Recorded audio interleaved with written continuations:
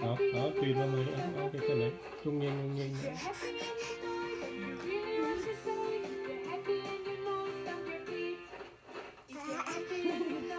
เก็บแบบกระตุ้น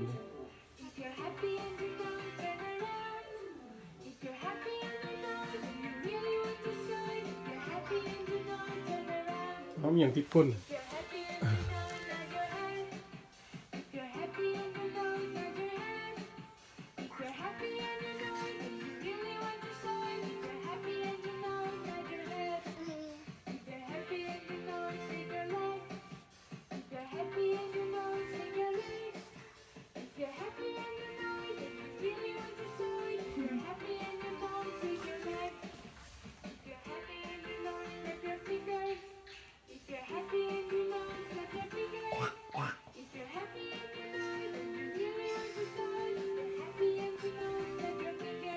เอาผ้าห่มไปละเอาผ่านผ้าห่มละไปแล้วกิ๊กกะผ่านผ้าห่มเลย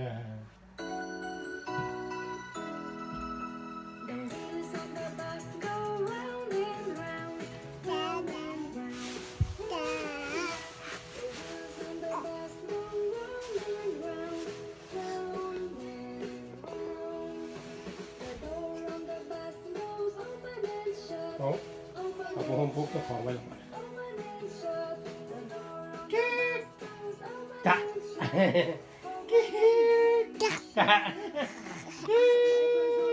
กกะหยอกประตูให้กิ๊กกะประตูกระปิดเอานอนในมันซีนได้เนี่ยนอนเอาหันโฮมแล้วหันโฮมแล้ววันนี้เอาหันโฮมแล้ววันนี้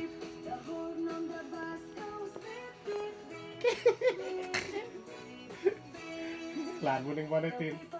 หลานคนนี้มักตื่นก่อนตลอดทุกมื้อร้องเพลงกับการ์ตูน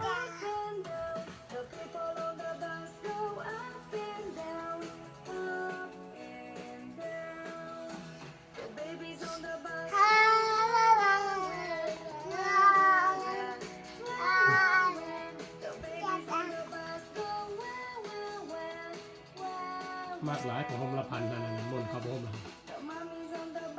เอา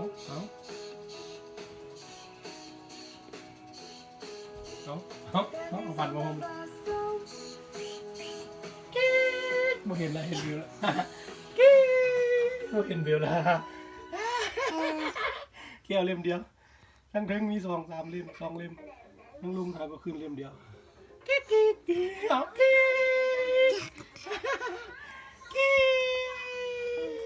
กบ่เห็นละกิ๊กจ้า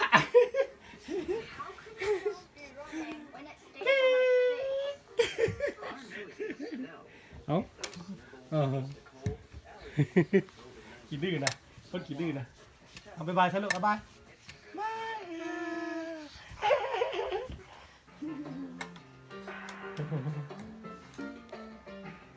เอาหมดไปแล้วคนขี้ดื้อ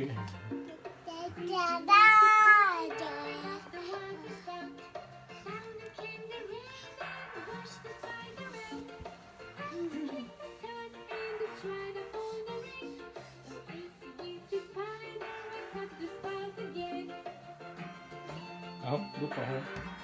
เอาลูกกระหง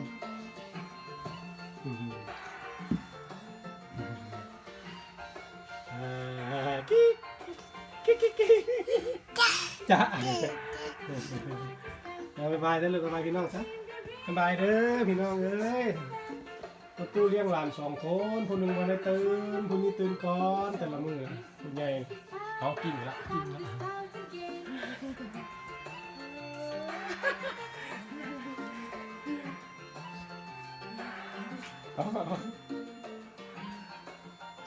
ดื้อขนาดเดียวนี้กำลังดื้อเลย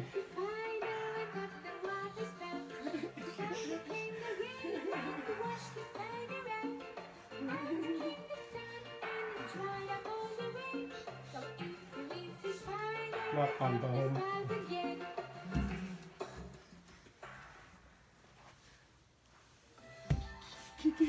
ตีนมันขึ้นฟ้ามันขึ้นยันขึ้นฟ้ามัน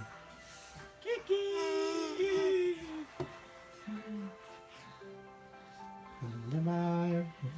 บ๊ายบายเอาบ๊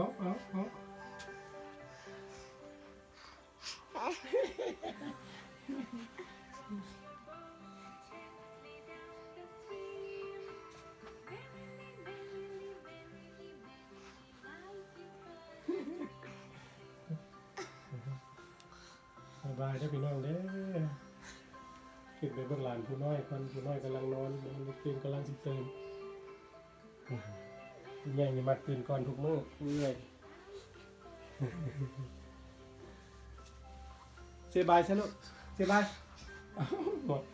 ล่มละกิ้งละเอากิ้งก็ตกตกเสียไม่เห็นเบลแล้วเบิ้งนี่ละเห็นนี่ละเบิ้งมันก็ลุกขึ้นมาได้ละเอาลงไปนอนต่อนอนเสือต่อคนตกเสือมึงคนตกเสือก่อนเอาผ้าห่มผ่านลงไปตกเสือเลยเอาผ่านไปแล้วไอ้เสือมันต่ำๆเนาะจ้าบ๊ายบายเด้อพี่น้องเด้อขอบใจหลายๆเด้อผู้ใดที่เข้ามาเบิ่งเด้อ